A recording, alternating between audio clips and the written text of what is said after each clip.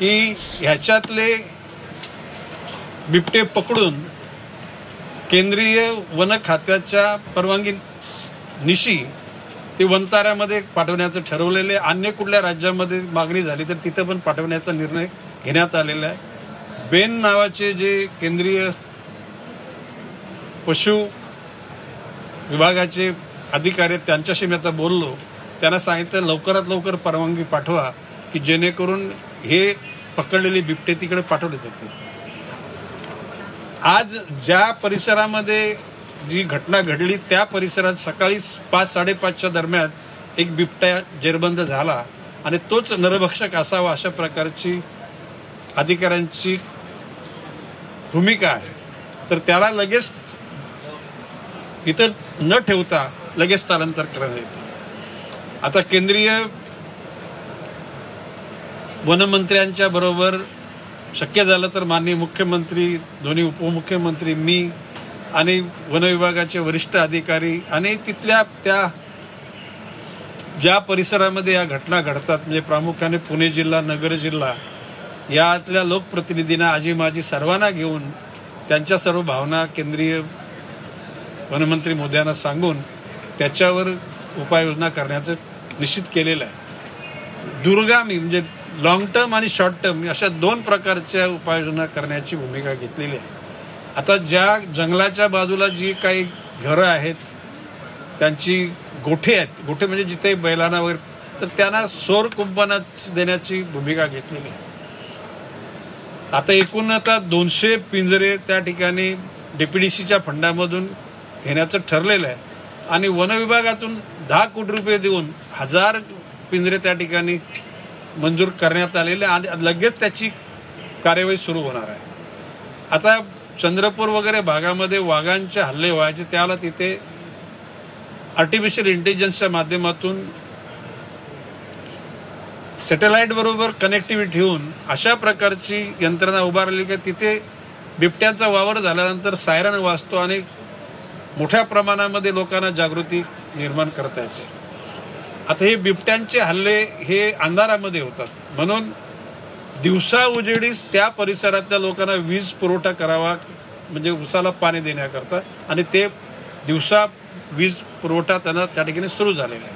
म्हणजे रात्री संध्याकाळी 7 ते सकाळी 7 वाजेपर्यंत जंगलाच्या परिसरात कोणी मुवमेंट करू नये अशा प्रकारची लोकांमध्ये जागृती तयार करण्यात आलेली आहे। येत्या बुधवारी म्हणजे आता परवाचा नाही, त्याच्यानंतरच्या बुधवारी मी त्या परिसरामध्ये ज्या ठिकाणी घटना घडल्या तिथे जाऊन पुणे शहरामध्ये सगळ्या लोकप्रतिनिधींच्यावर बैठक घेणार आहे आणि आता ह्या मधल्या काळात आता दूरगामी त्याची काय व्यवस्था आणि झटकन म्हणजे आता तातडीनं काय व्यवस्था याची पुन्हा चर्चा पुण्याच्या वन विभागाच्या कार्यालयामध्ये होणार आहे।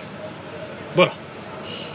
एकूणच कुटुंब कुठंतरी नाराज दिसत आहे, तुम्ही त्यांची भेट घेणार आहे का, काय नेमकं? हे बघा, बाब असे की मला त्यांच्या झालेल्या दुःखातून यातना या निश्चितपणे सगळ्यांना माहिती आहेत आणि त्या लोकांनी त्राग्यानं बोलणं त्या गोष्टीला कोणी पायबंद कर। मी फॉरेस्टच्या पोलीस अधिकाऱ्यांना सांगितलं की फॉरेस्टची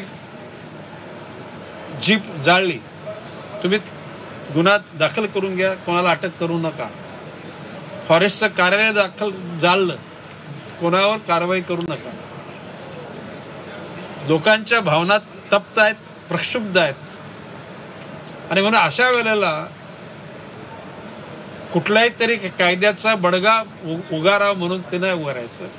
त्या लोकांना निश्चितपणे ते कोण आहेत त्यांना उपदेश करून, शेवटी ही प्रॉपर्टी ही जनतेचीच आहे। म्हणजे एखाद्या पोलीसच्या अधिकाऱ्यावर हल्ला केला की वन विभागाच्या अधिकाऱ्यावर हल्ला केला त्याच्यातून हे प्रश्न सुटणारे नाहीत। याच्यासाठी दुर्गामी त्याची निश्चितपणे प्रिव्हेंट असे हल्ले थांबवण्याकरता यंत्रणा उभी करावं लागणार आणि आपण ती करणार आहोत। एकूणच तुम्ही यंत्रणा उभी करण्याचं म्हणत आहे, मात्र काही जर का वनतारामध्ये किंवा इतर ठिकाणी आपण बिबटे पाठवत असू तर संख्या ही मोठ्या प्रमाणात आहे. साधारणपणे ऑथेंटिक जी आलेली माहिती आहे जी सिस्टीम मधून ती 750 बिबट्यांची, परंतु अधिकारी वर्गाचं म्हणणं की ही संख्या हजाराच्या पेक्षा जास्त असू शकते.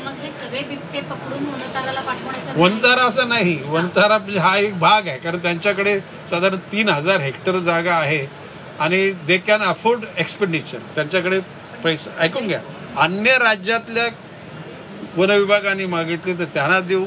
खरं म्हणजे खाजगी अशा प्रकारची, जसे वनतारा जसे म्हणजे रिलायन्स आहे तशा प्रकारचे अन्य खाजगी उद्योजकांनी अशा प्रकारची सेंटर्स उभे करायचं ठरवलं तर केंद्र सरकारची परवानगी घेऊन त्यांना सुद्धा वन्य प्राणी त्यांना प्रोव्हाइड करण्याचं निश्चितपणे मानस आहे.